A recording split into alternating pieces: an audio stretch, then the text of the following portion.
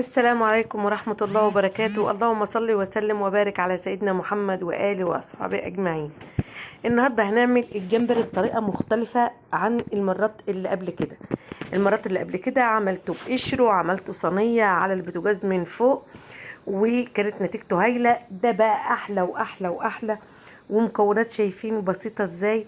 وهدخل في الموضوع على طول. جمبري متقشر، عندي التوابل: فلفل اسود، كمون، نص مقلعة كركم على كاري، جنزبيل، فلفل اخضر او الوان مفروم ناعم، بقدونس مفروم ناعم، توم برضو مفروم، عندي صويا صوص وممكن تستغنى عنها، ليمون، صلصة. نسيت اقول لكم في المقادير: نص كوباية زيت زيتون، نص كوباية زيت زيتون، وممكن تستخدمي زيت من النوع النظيف. بس انا حطيت ربع لان مش بنحب الزيوت كتير في الاكل. عندي زي ما قلت لكم التوابل تاني: كمون، فلفل اسود، 7 بهارات، كركم على كاري، وملح. تمام. زي ما انتم شايفين كده: بقدونس، فلفل اخضر، ليمون، والصلصه بتاعتي، وصويا صوص مش موجوده خلاص. انا مفرماهم، ولكن هعيد فرمهم تاني في الكبه عشان يتجانسوا مع بعض،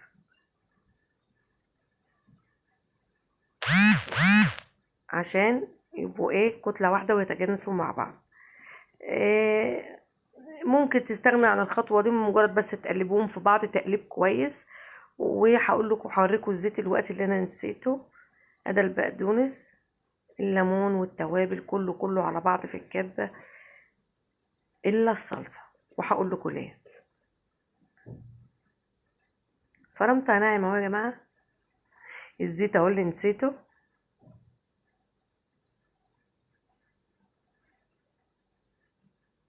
هبدأ اي طبق او بولة كده غويطة هنزل فيه التتبيلة الخطيرة، التتبيلة اللي ملهاش حل، التتبيلة اللي خلت الجمبري وهم. لا تقولي بقى مطاعم، ولا جربيها بقى وقولي رأيك في الكومنتات. بصراحة فرقت كتير كتير، يعني سبحان الله. الزيت اهو زي ما شايفين حاطة كمية قليلة.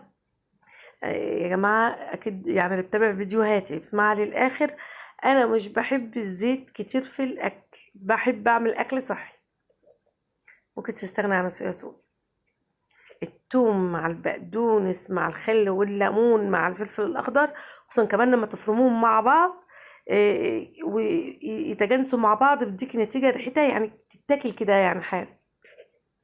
هقلبهم مع بعض. وبرده ما حطيتش الصلصه لان انا هاخد الصوص بتاعي اللي هيبقى قدام الجمبري مع الجمبري، هاخد منه حبه، هاخد هنا حبه اعملهم صوص اكلهم مع الجمبري.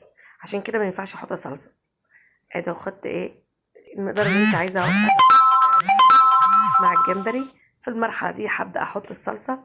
حاولي وانت بتحطي الصلصه ما تدخليش المقلع جوه. ايوه زي ما انا بصب كده. ودايما تحط على طبقتها مقلعه زيت عشان ما تعفنش على الطبقه، على وش البرطمان بتاع الصلصه. في المرحله دي ابدا اقلب كويس قوي قوي، وابدا احط الجمبري بتاعي اقل حاجه 3 ساعات في التلاجة. زي ما شايفين كده. يا ريت الجمبري يكون كبير يا جماعه، مغسول، مش منه كيس الرمل، متصفي كويس قوي. كل حاجه ما تبقيش تحطها بميتها، صفيها كويس قوي، حطها في التلاجة تتبل، الجمبري يشرب من التتبيله كويس قوي. كل ما قعدت كل ما ادتنا نتيجه خرافيه.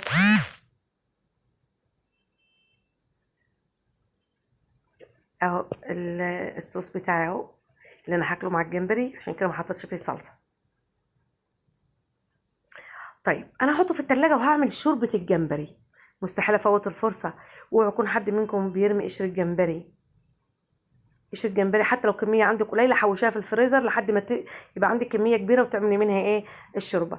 طبعا قشر الجمبري يا جماعه مطلع عندي شوربه خطيره. مقادير بسيطه: قشر الجمبري هتغسليه، عندك توم مفروم، بصل مفروم، عندي جنزبيل يا فريش يا اللي هو صحيح يا ناعم، حبهان تفتحي كده الحبهان بتاعه تكوني فاتحاه، كمون، جنزبيل، كمون. عندي شايفين حاطه زيت قد ايه يا جماعه. هحط هنا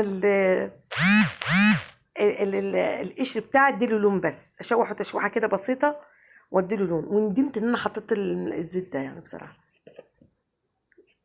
تمام. و هكون مجهزه ميه سخنه طبعا. بس الاول بصله مفرومه ناعم، توم مفروم ناعم، هحطهم على القشر بتاعي.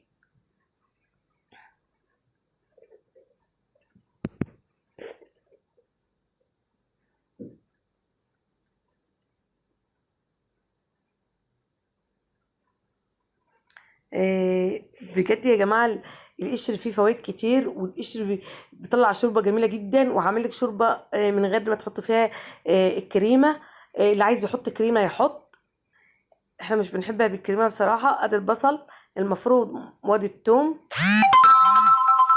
زي ما انتم شايفين كده، جنزبيل بودر، كمون، ورق لورا، حبهان، ملح. معلش، حبهان افتحيه كده قبل ما تحطيه، والملح. يبقى عندي كمون بس، وجنزبيل بس، وملح، ورق رولة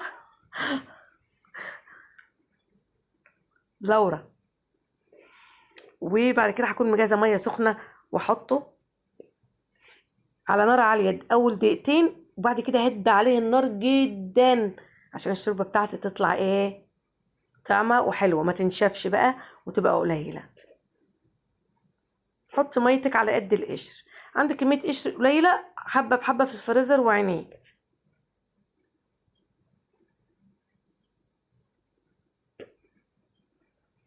اول دقيقتين على نار عاليه، وبعد كده بتهدي عليه النار خالص.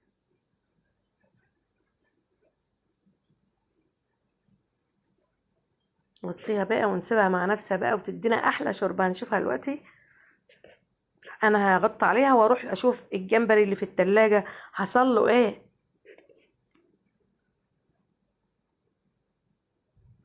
الجمبري جبته، وفي اي قارب عندك او صينيه زي ما تحبي، بس المهم تكون صينيه لكم كده. اي صينيه عندك، اي قارب. ادي الخله اهي بتاعتي. انا عملت عشان ما اطولش عليكم الفيديو اهو.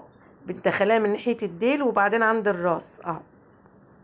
زي ما ياخد بقى العود عندك، ياخد 7-8 زي ما ياخد عندك. هرصهم اهو. والتتبيله اللي هتفيض مني هحطها على الوش.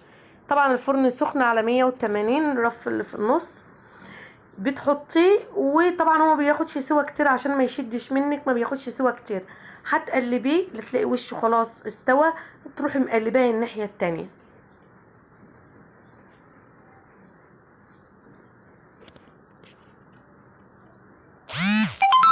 زي ما شايفين كده. التتبيله دي جميله قوي قوي يا جماعه، خطيره خطيره.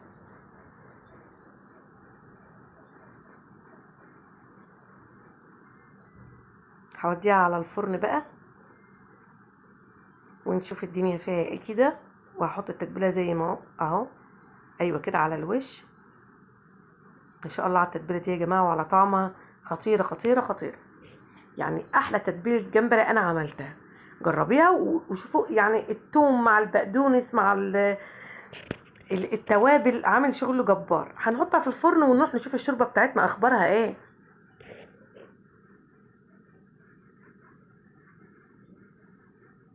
ادي الشوربه بتاعتنا.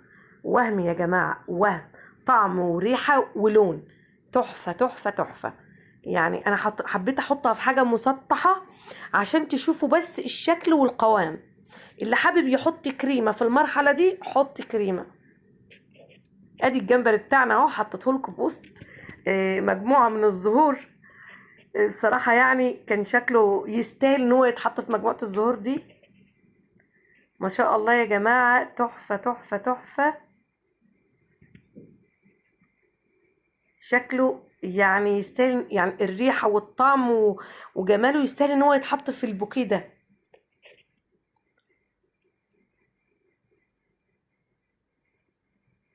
يا رب كده اكون قدرت افيدكم. بس ارجوكم جربوا التتبيله دي يا جماعه، ارجوكم جربوها، هتفرق معاكم قوي قوي.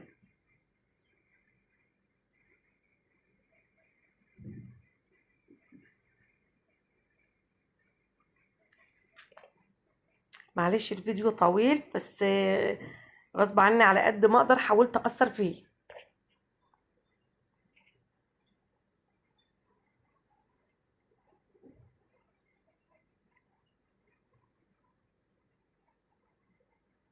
انا كنت عامله معايا كابوريا، بس انا عملت لكم كابوريا قبل كده.